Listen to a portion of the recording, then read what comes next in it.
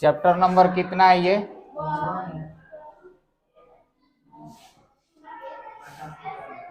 Chapter number 1 है, जिसका नाम क्या है? प्रकाश का परिवर्तन यानी रिफ्लेक्शन ऑफ लाइट। ठीक है, कह रहा है प्रकाश क्या है।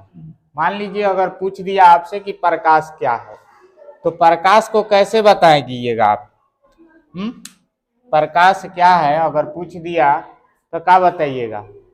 कि ऊर्जा का वह रूप है जिसके सहायता से हम किसी भी वस्तु को क्या कर सकते हैं जी? देख सकते हैं। उसी को हम लोग क्या कहते हैं? प्रकाश का प्रकाश कहते हैं। क्या कहते हैं?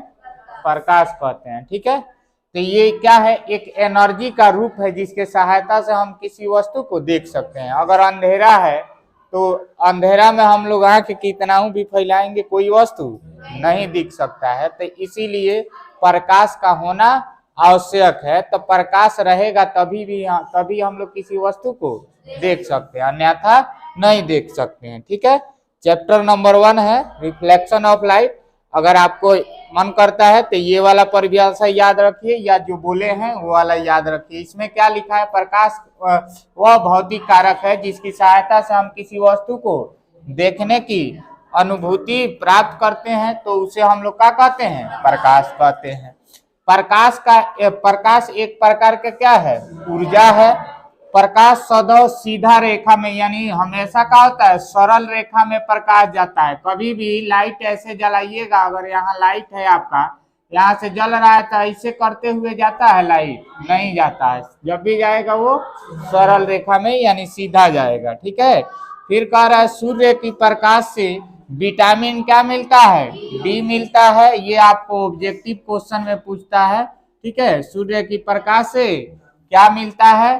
तो आपका विटामिन डी मिलेगा। क्या मिलेगा? विटामिन डी मिलेगा। ठीक है, अब ऊपर की ओर चलते हैं प्रदीप्त और अप्रदीप्त में। कह रहा है प्रदीप्त वस्तु वैसे वस्तु, प्रदीप्त वस्तु पूछेगा अगर किसे कहते हैं, तो वैसी वस्तु जो स्वयं प्रकाश उत्सर्जित करती है उसे हम लोग क्या कहते हैं? प्रदीप्त वस्तु कहते हैं।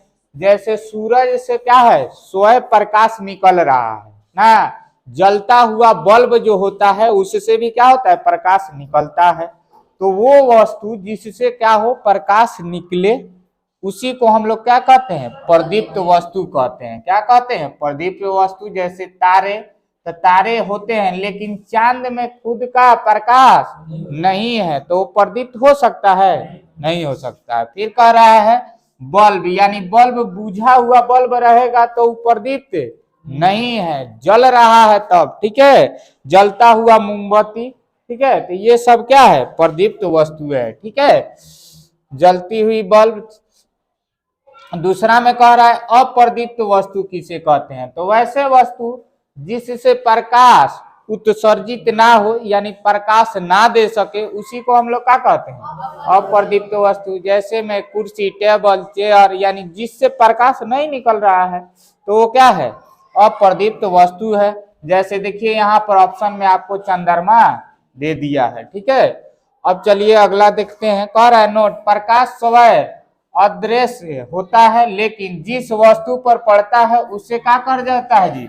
दृश्य बना देता है।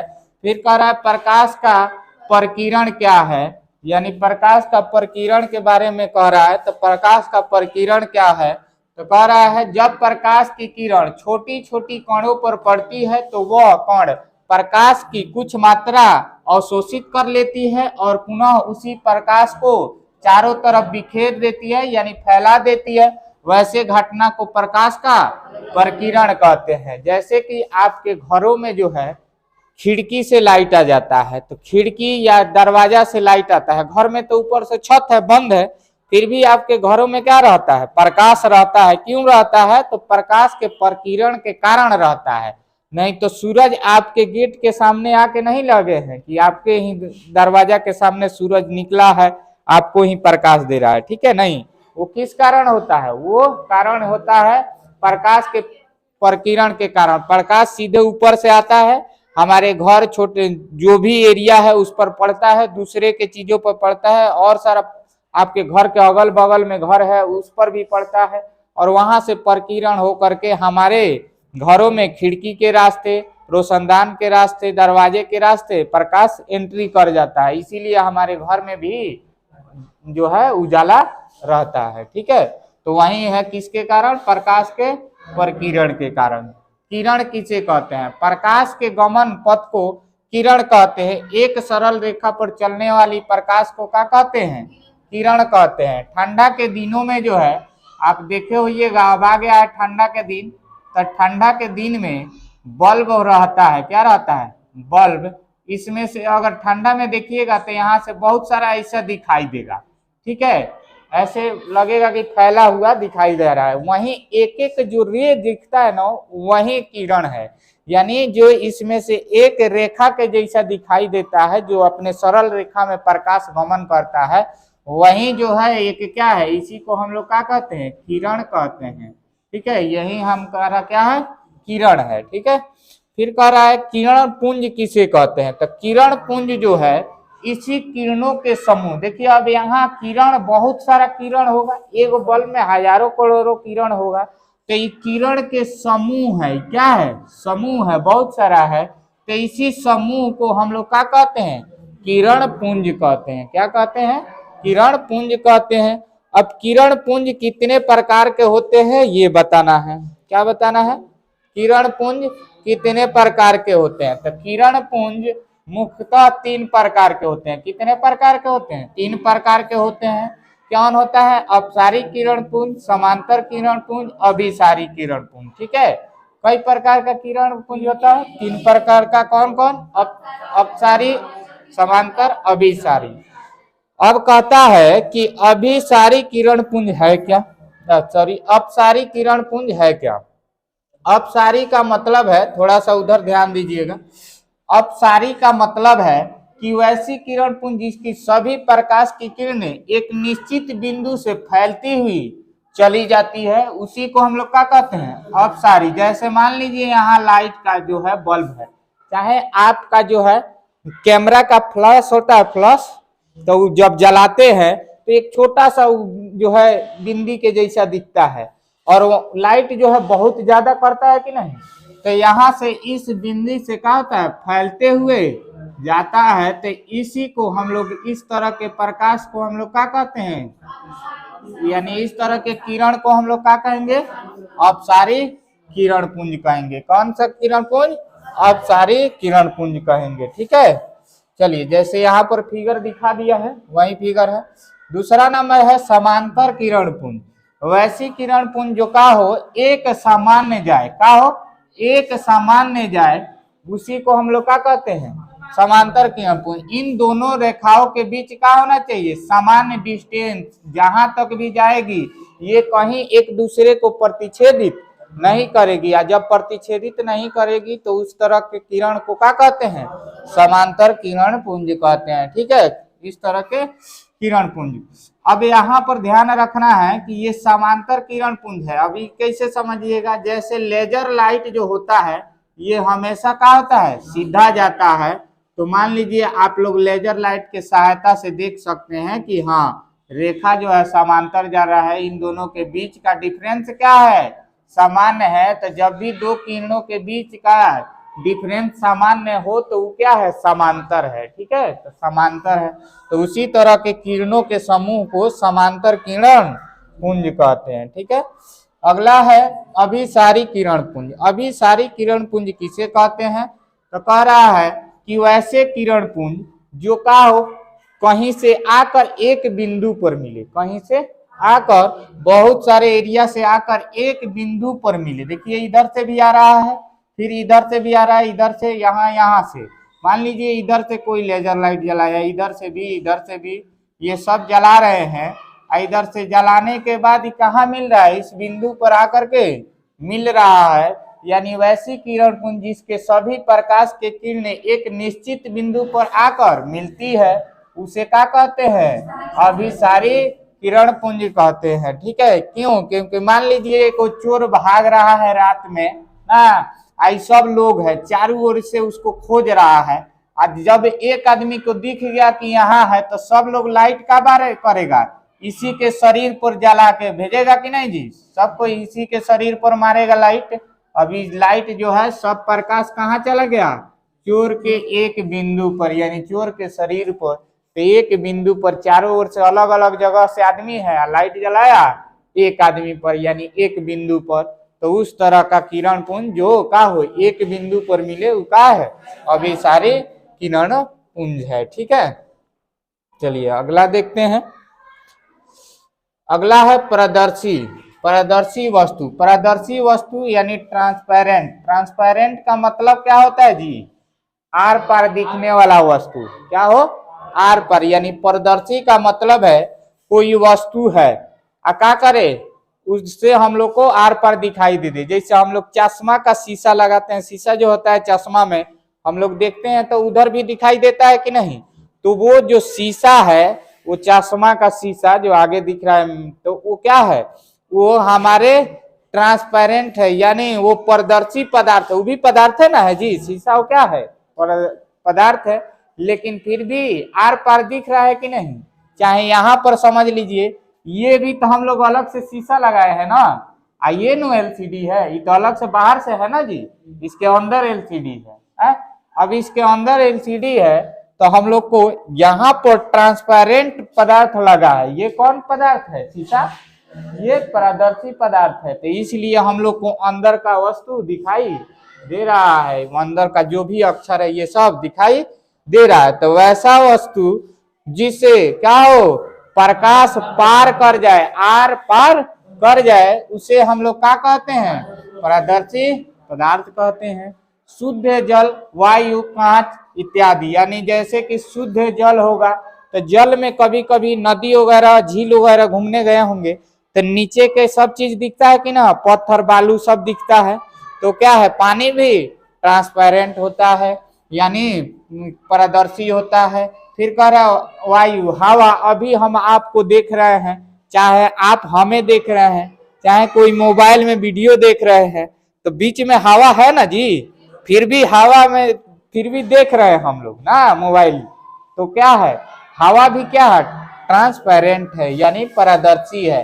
कांच, कांच माने शीशा, सभी शीशा नहीं हो सकता है, ठीक है, क्यों, क्योंकि बहुत सारा शीशा ब्लैक होता है, उसमें अंदर ब्लैक रहता है, चाहे बहुत ज्यादा खरोचा हुआ भी होगा, हाँ, तो उससे भी खराबी पहुंचता है। तो अगर ट्रांसपेरेंट है जिसमें आर पार दिख जाए, वही क्या है, ट्रांसपेरेंट है, वही पारदर्शी पदार्थ है। ठीक है, फिर कहता है परभासी वस्तु, वैसी वस्तु जिनकी प्रकाश की किरण कुछ पार हो और कुछ परावर्तित हो जाती है तो वस्तु को परभासी वस्तु कहते हैं। जैसे थिंक पेपर, क्या कह रहा है, थिंक पेपर, चाहे कोहरा, कोहरा जैसे आप ठंडा के दिन आ गया है, इससे आप लोग समझ सकते हैं, तेल से भीगा हुआ कागज। जैसे में मान लीजिएगा कोई शीशा होता है, उसको खूब रगड़ दीजिएगा तो भी साफ उस साइड नहीं दिखाई देगा, कुछ इस साइड दिखाएगा, कुछ उस साइड। उसके अलावा अगर जल्दी में प्रेक्षण करना है तो तेल का करिएगा, अपने एक पेज पर तेल गिरा दीजिएगा, ऐसे देखिएगा तो साफ नहीं दिखेगा, लेकिन तेल उस पर गिरा लीजिएगा और उसके बाद देखिएगा तो आधा से ज्यादा दिखने लगेगा, माने आधा चीज दिखने लगेगा, उस पार का लगेगा उस शीशा हो गया, ठीक है, उधर का आर पार दिखने लगेगा। ठीक है, तो वो क्या है, तेल लगा हुआ कागज भी क्या है, और परिभाषा यानी आधा कुछ भाग दिखेगा उस साइड के, कुछ भाग नहीं दिखेगा, यानी पूरा फ्रेश नहीं दिख सकता है। ठीक है, तो वैसे पदार्थ को हम लोग क्या कहते हैं, परभासी पदार्थ कहते हैं। कौन पदार्थ, परभासी पदार्थ कहते हैं। नेक्स्ट है अपारदर्शी वस्तु। अपारदर्शी वस्तु वैसे वस्तु है जिससे प्रकाश पारे ना करे, प्रकाश पार ही ना करे। तो मान लीजिए हम लोग दीवाल है, दीवाल के उस साइड देखेंगे तो कुछ दिखेगा नहीं दिखेगा, चाहे पलाई है, लकड़ी का पलाई है, और उस साइड हम लोग देखेंगे तो दिखेगा नहीं दिखेगा।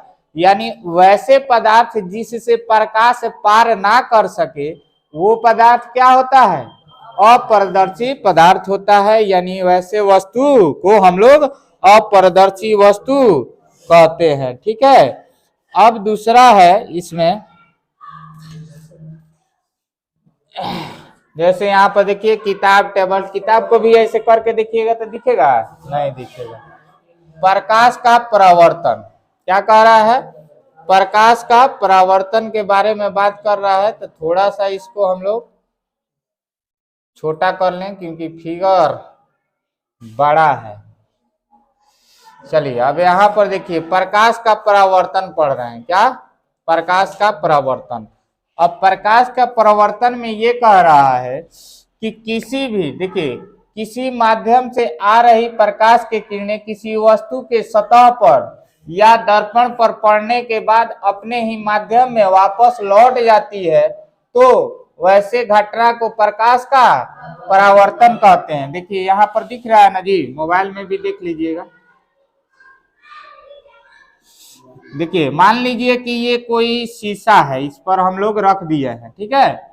और शीशा में आप लोग देखे होंगे कि मान लीजिए ये शीशा है, इसको कोटिंग किया हुआ है, यानी पीछे से क्या होता है कोटी यानी पेंट किया होता है।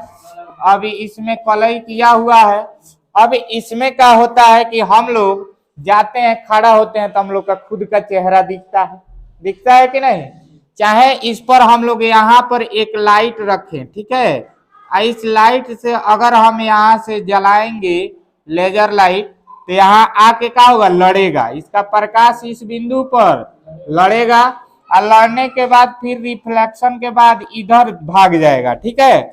अब इधर भागा, ठीक है, जैसे कि यहाँ भाग गया तो ये आने वाली किरण को हम लोग कहते हैं आपतित किरण। ये आया है जैसे यहाँ पर, ठीक है, तो आने वाले किरण को हम लोग क्या कहते हैं आपतित किरण। और जाने वाले टकरा के जाने वाले बाद को क्या कहते हैं परावर्तित किरण। इस पर जो है, इस पर जो सीधा एक रेखा खींचा होता है, क्या होता है एक रेखा खींचा होता है, इसी को हम लोग क्या कहते हैं अभिलंब। किसी भी समतल सतह पर खींचा गया लंब क्या होता है अभिलंब होता है, ठीक है।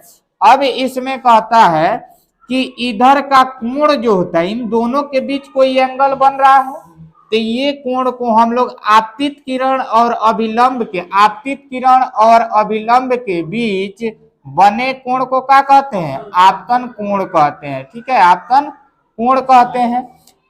फिर उतना ही इधर होता है तो परावर्तित किरण और अभिलंब के बीच बना कोण को क्या कहते हैं परावर्तन कोण कहते हैं, ठीक है। तो ये कोण हो गया। और जितना आपतन कोण होता है जितना डिग्री उतना ही डिग्री का होता है परावर्तन कोण, यानी आपतन कोण परावर्तन कोण के क्या होता है बराबर होता है, क्या होता है बराबर होता है, ठीक है। तो उसी को हम लोग आई से सूचित करते हैं आपतन कोण को, और परावर्तन कोण को क्या कहते हैं आर से सूचित करते हैं, ठीक है। और इसमें जो है ये वाला यहाँ पर एक बिंदु होता है, इस बिंदु को हम लोग कौन बिंदु कहते हैं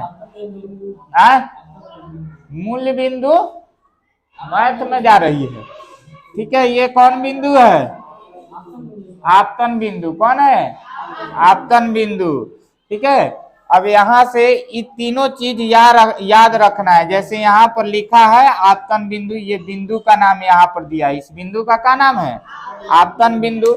और ये दर्पण हो सकता है, चाहे आपके घर के खाने वाला प्लेट भी हो सकता है, जैसे हम लोग खा करके चमकाते हैं, बहरी से बाहर रहते हैं आंगन में तो इसे चमकाते हैं घर में लाइट जा रहा है कि नहीं, चाहे शीशा उषा कभी फूटा हुआ लेकर के घर में चमकाते हैं कि नहीं, ऐसे ऐसे, तो वो भी क्या हो रहा है प्रकाश आ रहा है शीशा पर टकरा रहा है और टकरा के घर में जा रहा है, तो वो भी क्या हो रहा है प्रकाश का परावर्तन हो रहा है, ठीक है। तो उससे भी आप लोग समझ सकते हैं।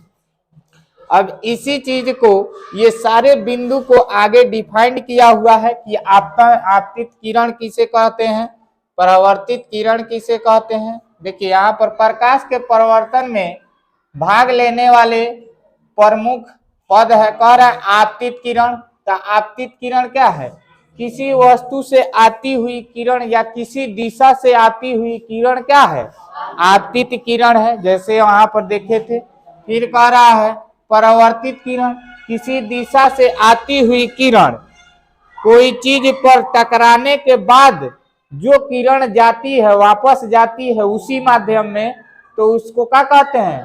परावर्तित किरण कहते हैं। ठीक है। दूसरा है परावर्तक सतह। परावर्तक सतह क्या कह सकते हैं?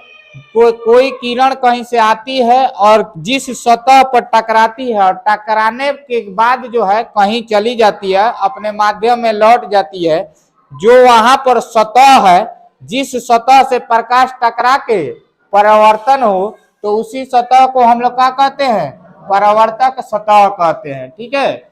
फिर कह रहा है आपतन बिंदु। आपतन बिंदु क्या होता है? आती हुई किरण जिस बिंदु पर टकराती है, इसी बिंदु को हम लोग क्या कहते हैं?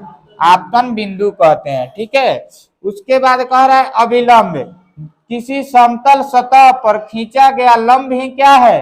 अभिलंब होता है, क्योंकि इधर भी 90 डिग्री और इधर भी 90 डिग्री बनाता है। फिर कहता है आपतन कोण। आपतित किरण और अभिलंब के बीच यही बोना हुआ कोण को हम लोग क्या कहते हैं? आपतन कोण कहते हैं। और फिर इधर फिर नीचे कहेगा परावर्तन कोण। ठीक है।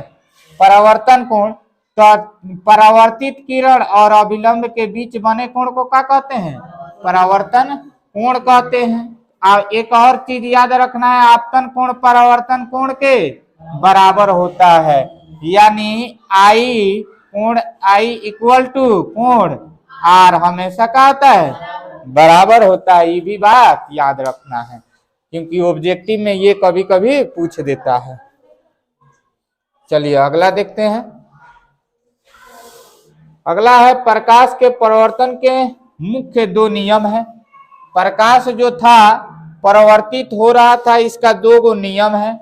एक कहता है आपतित किरण, परावर्तित किरण तथा आपतन बिंदु पर डाला गया लंब अभिलंब तीनों एक ही तल में होता है। अब जैसे देखिए, मान लीजिए ये शीशा है, इसको थोड़ा हम टेढ़े बना देगा, सीधा खींचने में थोड़ा दिक्कत होता है। मान लीजिए ये कलई किया हुआ परावर्तक सतह है, मान लीजिए इधर से कोई बिंदु आया, यहाँ टकराया, तो आती हुई किरण आपतित किरण हो गया, तो वही कह रहा है आपतित किरण। यहाँ से टकरा के जो भाग गया उधर परावर्तित किरण हो गया। इस पर खींचा गया लंब है ना जी। अब देखिए तीनों तो एक बड़े बिंदु पर मिल रहा है कि ना, एक ही बिंदु पर, तो वही कह रहा है आती हुई किरण, आपतित किरण, परावर्तित किरण तथा खींचा गया अभिलंब तीनों कहाँ होता है? एक ही तल में होता है। अभिलंब तीनों एक ही तल में होता है। इसी को नियम नंबर हम लोग क्या कहते हैं? 1। ठीक है। दूसरा कह रहा है आपतन कोण तथा परावर्तन कोण के बराबर होता है, जो अभी बताए कि ये कोण इस कोण के बराबर होता है। ये कौन कहता है? नियम नंबर 2 कहता है। आपतित किरण, परावर्तित किरण, आपतन बिंदु, परावर्तन बिंदु, समाप्त। अब रह गया